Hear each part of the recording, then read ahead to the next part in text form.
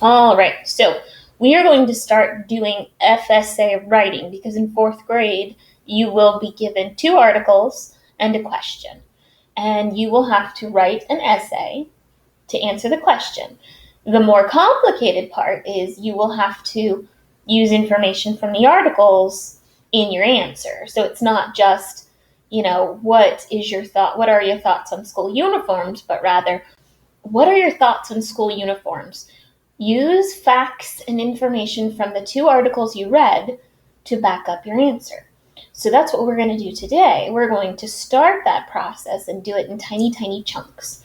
So first you download the article, then you download the graphic organizer. And the article is, I gave it away too early, it's about school uniforms. Bam.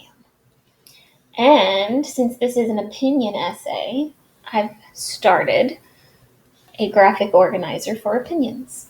And before you even begin reading the article, what are your thoughts on school uniforms? So think hard about the reasons you would say, yes, I think school uniforms should happen. Or no, why do you think school uniforms should not happen? So for no, I would put, I like to choose different clothes every day. And then over here in this end spot, I'm going to write me. This is my reason. And then yes, I'm trying to think of, I'm more of a no person, so it's going to be hard for me to think of yes reasons. Let me think really hard for yes. Everyone will have the same clothes. So people will get picked on less.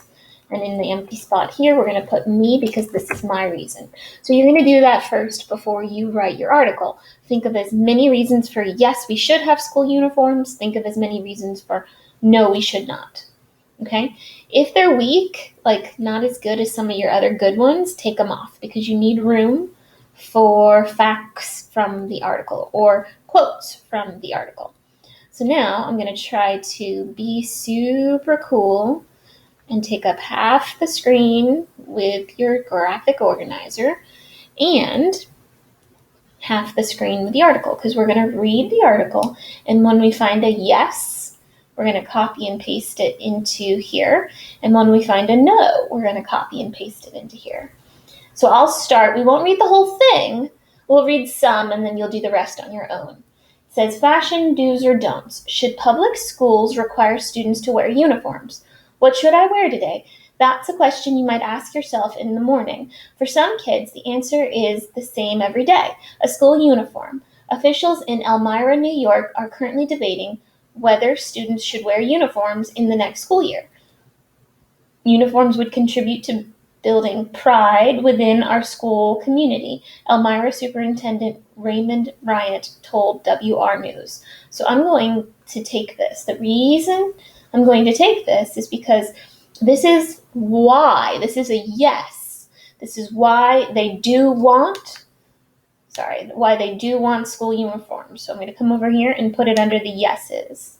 Paste. So I just highlighted it with our mouse, right-clicked on top of it, copy, and then came over here, right-clicked, and then hit paste, one of these little clipboards.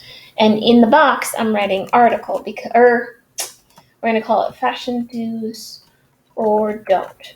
A little shorthand to remember what article I got it from, because tomorrow you're going to read another article, and you can write down where you got it from there.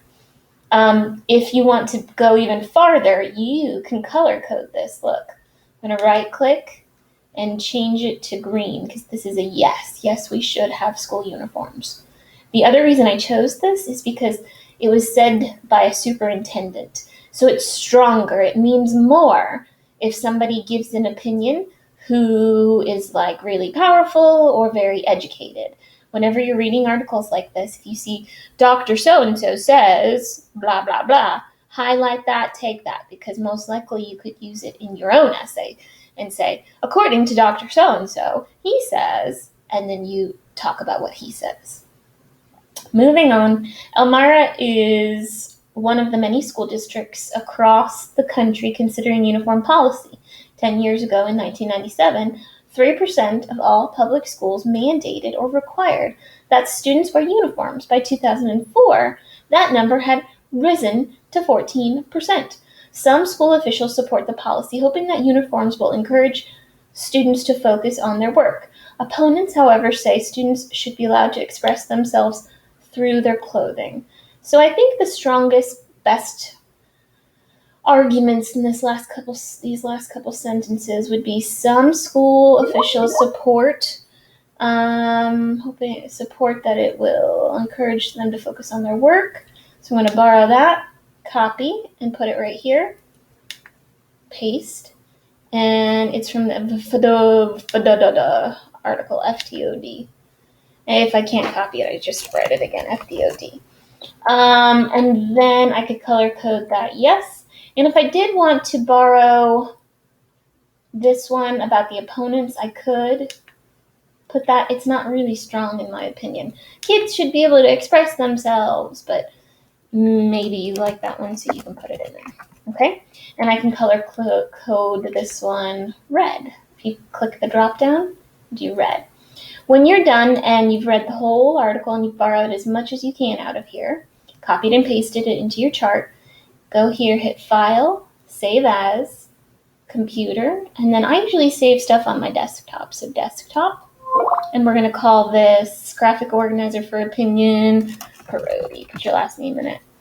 All right, and then you'll go back to your class, and you'll hit Add Submission, and you'll turn in whatever you have. It might not be filled, and that's okay, because you are going to read another article tomorrow.